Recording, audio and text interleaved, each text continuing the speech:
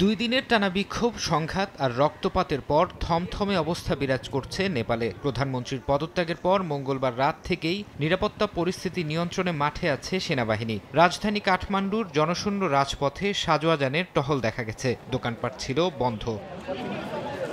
সেনাবাহিনী বলেছে, বিক্ষোভ পরবর্তী পরিস্থিতি মোকাবিলা এবং সমস্যার সমাধান করতে সংশ্লিষ্ট পক্ষগুলো সমন্বয় করছে। বিক্ষোভকারীদের সঙ্গে আলোচনায় বসেছেন সেনাপ্রধান জেনারেল অশোক রাজ শিকদেল। এছাড়া তাদের সঙ্গে আলোচনা হয়েছে সুপ্রিম কোর্ট আইনজীবী সমিতির মহাসচিবেরও। অন্তর্বর্তী প্রধানমন্ত্রী হিসেবে সুপ্রিম কোর্টের সাবেক প্রধান বিচারপতি সুশীলা কার্কির নাম প্রস্তাব করেছেন বিক্ষোভকারীরা।